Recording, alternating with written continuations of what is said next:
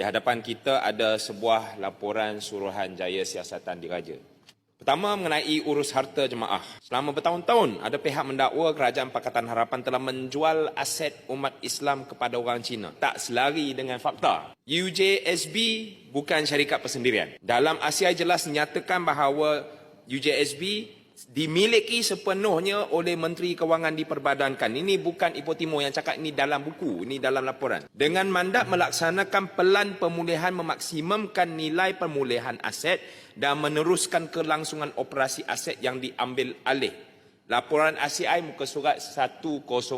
Aset tabung haji tidak dijual oleh Bagan atau Lim Guan Eng. Tidak dijual kepada Lim Guan Eng, ahli Parlimen Bagan. Ia tidak dijual kepada individu Cina. Tidak dijual kepada syarikat swasta Cina.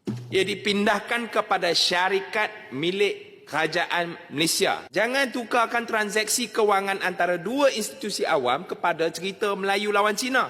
Hanya kerana Menteri Kewangan itu ketika itu berketurunan Cina dan menyandang jawatan Setiausaha Agung parti saya. Tetapi pada masa yang sama kita jangan lari daripada hakikat kedua. Ini memang satu bailout. Aset yang kurang berdaya maju dipindahkan ke UJSB pada nilai 19.9 bilion.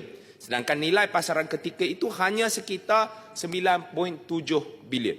Premiumnya adalah 10.2 bilion. Muka surat 121 dalam laporan ASIAI. Rujuk ahli-ahli yang berhormat. Kenapa kerajaan membayar lebih daripada nilai pasaran? Kerana ini bukan pembelian komersial biasa. Ia adalah misi keramat penyelamatan tabung haji. Dan saya tidak menggunakan perkataan bailout secara sewenang-wenangnya. Muka surat 132, bailout melalui pelaksanaan pelan penstrukturan pemulihan LTH. Saya kena ulang. Dan ini merupakan satu solusi interim yang penting bagi menyelesaikan krisis kewangan LTH dan menangani jurang defisit. Muka surat 132.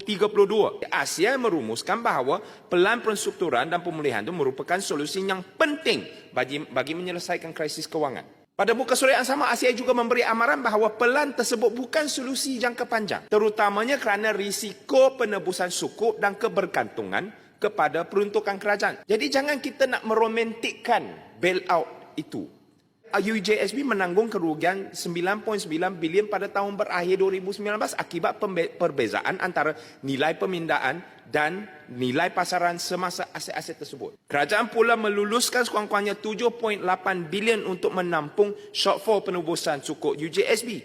Termasuk sekurang-kurangnya 17.3 bilion dengan anggaran purata 1.73 bilion setahun. Maka persoalan besar ialah mengapa pembayar cukai akhirnya perlu membayar harga bagi keputusan pelaburan yang dibuat bertahun-tahun sebelum ni. Keuntungan tidak boleh dinikmati ketika keadaannya baik, kemudiannya kerugian dipindahkan kepada seluruh rakyat apabila sesuatu gagal. Ianya ibarat masalah lain, profits are privatized but losses are socialized. Bagaimana tabung haji sampai ke tahap yang perlu diselamatkan? Selamatkan itu wajib. Saya nyatakan wajib diselamatkan. Muka surat 138, Suruhanjaya menyatakan menemui transaksi yang mencurigakan dan penyembunyian maklumat. Proses membuat keputusan pelaburan LTH tidak teratur. Panel pelaburan tidak menyemak cadangan pelaburan dengan secukupnya. Menteri semasa membuat keputusan bergantung sepenuhnya kepada memo yang disediakan oleh pengurusan LTH. Menteri-menteri yang memberi keterangan, mereka tidak mempunyai input pihak ketiga untuk menasihati mereka.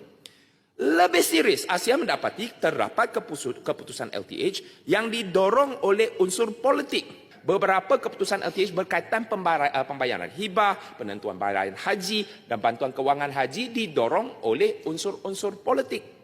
Kelemahan model perniagaan, business model, tidak diberikan perhatian sewajarnya. Ada pihak-pihak politik depan masyarakat Cina pula sesebuah parti pemerintah kepada masyarakat Cina, kepada audiens Cina, menghasut masyarakat Cina dengan mempersoalkan YB Bagan mengguna cukai rakyat berketurunan Cina untuk bailout institusi Islam. Kata DAP jual aset tabung haji kepada Cina. Perbetulkan pula, selesaikan krisis ekoran sakau, mereka hasut dengan tuduhan duit Cina digunakan untuk selamatkan Melayu Islam. Kenapa?